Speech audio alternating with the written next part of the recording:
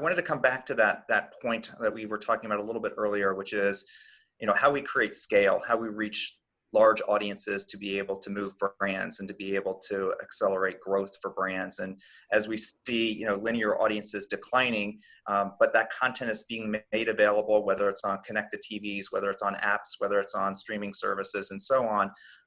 We've got to rethink how we're valuing the metrics by which we measure media and the media deals that we do. And I'm a little concerned that we continue to focus on outdated metrics. We continue to focus on things like cost per point and GRPs, which have not proven to be directly correlated to sales growth. Versus when we know that we extend reach to audiences that have not seen the products or services that marketers are sharing with them, and increase household penetration, that we do see sales growth coming from that. So our ability to reach audiences, unduplicated audiences within ecosystems like Discovery or across multiple networks and platforms is going to be more and more important. There seems to be barriers, though, in enabling that. There seems to be, really a grip on some of those traditional metrics. And I'm wondering how you're thinking about those conversations with marketers in terms of getting them to think more broadly about how to extend reach and how to achieve the ability to drive growth through audience reach. Well, I think number one, we have to open up the currency past age 49. The median age of a television show, pick a network, is about 57 right now. So the only way I think to make reach more indicative and to be able to get out from under this crunch we're in on tight reach is to say, let's talk about what TV's good at. And what TV's good at is reaching people over 35. Not so good at reaching people under 35. Unless you go to the connected devices and the apps and the smart TVs, then we get better. But we think we should be bought for what we do well. And if you start looking at reach curves for people 35 plus, and you look at disposable income, particularly as we get through this economic period, where more of the wealth is going to be concentrated in households that are over 35, over 45, I think it's very important that as an industry, we align around the right currencies and be able to say, yes, cost per reach point, cost per incremental reach point, we're open to that as a currency. But I think it starts with opening this up the way digital is to 2 plus or 18 plus or 25 plus, and not be hampered so much by this archaic demographic of 18 to 49, which is hampering the growth and tightening supply. I think what's really interesting is when you see, if you move away from a demo audience and you move to more of a purchase-based audience or high propensity shopper audience based on first-party data or other data sets, and then you bump that audience, take the age parameters away from that, and basically this is a high propensity audience to buy XYZ product, and then you bump the demographics up there, all of a sudden, sometimes marketers are very surprised by what that ultimately looks like, and then want to add some age parameters on that, which just decreases the size of the audience. And we're constantly fighting against that to say, no, let's focus on the purchase-based audience or the propensity audience or the lookalike audience that makes the most sense for your business. And then let the data be able to tell us where those audiences are, and then continually optimize as we move forward. And you guys are doing that. I know that you're working with different marketers in terms of secondary audience guarantees in addition to the demo audiences. Do you see more of that happening? Do you see us moving away from a secondary audience guarantee to the audience being the primary audience that we guarantee against? I think we're moving towards a market where we combine opening up the demos to a broader age and not be so restricted. We combine that with strategic targets. Mm-hmm. So, for example, with a pharmaceutical, like some of the pharmaceuticals that you represent, mm-hmm. They care a lot about the 35 plus, mm-hmm. But they also care about disease groups. And they want to know, we're only really interested in 20 million people, but we'll buy television for the broad reach. If we start with an 18 plus or a 25 plus and say that's going to be the Nielsen impressions guarantee for the year in the upfront, but there'll be a threshold guarantee because we have a product we call Discovery Engage, and most of our clients and agencies have products that they have to identify first-party segments. If we can ingest your first-party segments and say, we're willing to guarantee up to a threshold of whatever makes sense, 80, 90, 95%, so that you always know, you're going to be close enough to be getting the strategic impressions. And we know that we're able to sell you the full scale of the reach of our networks across a wider demographic. I think it's coming together, and it may also come together with less commercial time. So I think those are the three factors: strategic targets, broader demographics, as well as the third part might be, let's take these ad loads down. Yeah. And I think when you start combining some of those things, we can start to move away from perhaps some of the challenges that we're seeing in the marketplace. One of the things that I continue to be very concerned about is this downward pressure on lower and lower CPMs to an extent where we're not going to be able to achieve the CPMs that perhaps clients are expecting, particularly in the context of maybe major new business pitches. So there's only so much juice that can get squeezed from that.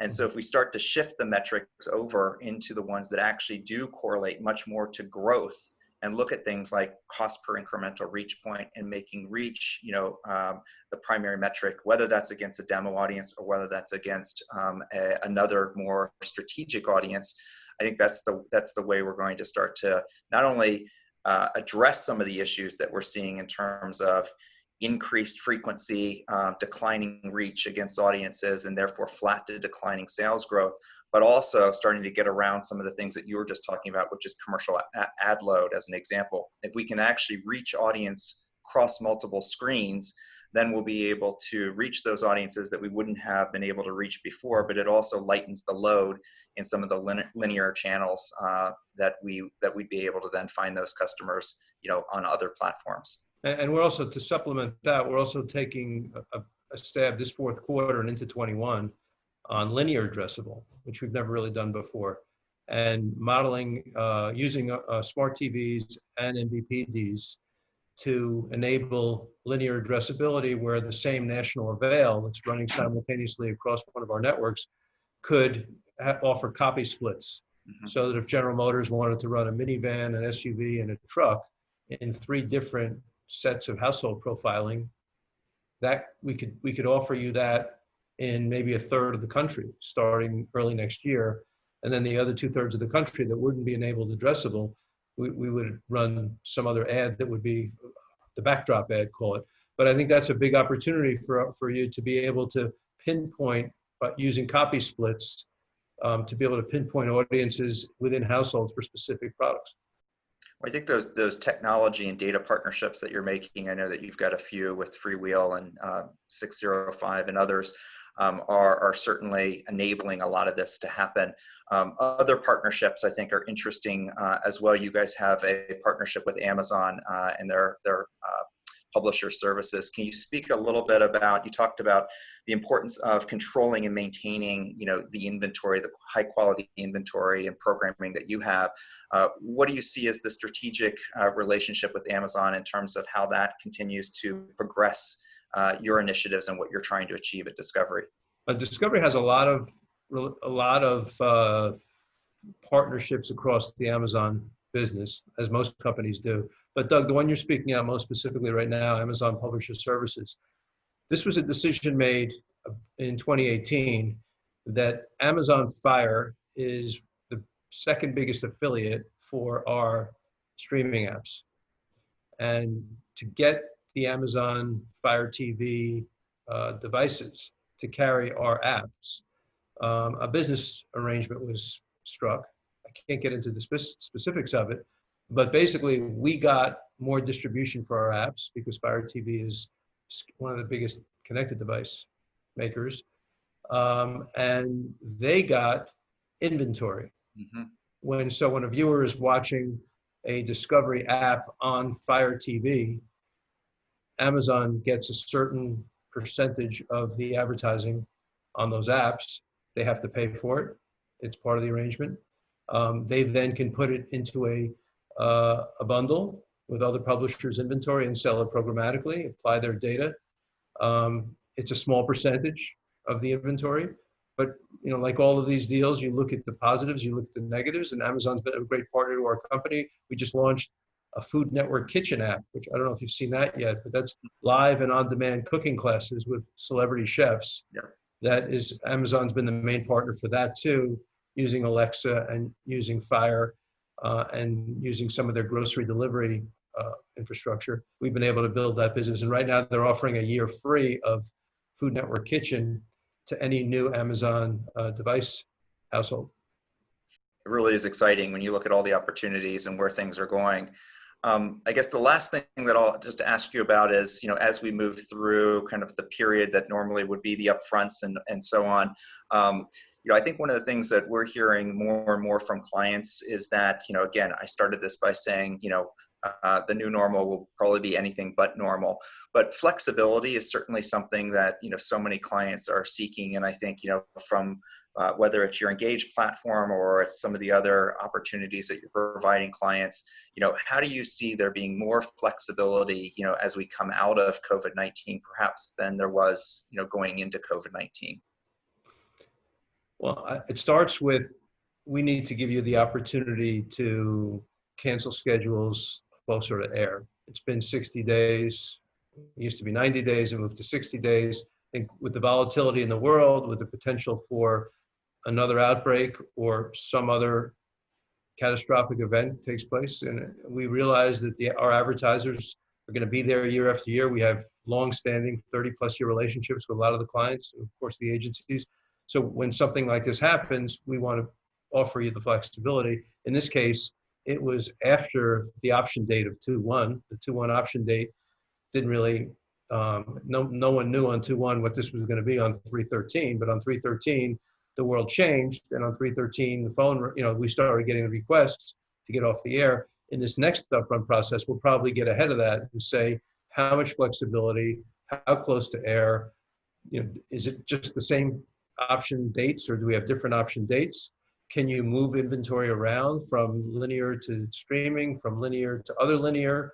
A lot of flexibility has to be offered in the future to be better partners to our clients. Well, it is certainly exciting times, and I just look forward to kind of how we continue to take the learnings that we've had over the course of the last couple of months, really, and do things differently to do them better in the future. Jon, thanks so much. It's been a pleasure speaking with you. Same here. Thanks, Doug. Take care.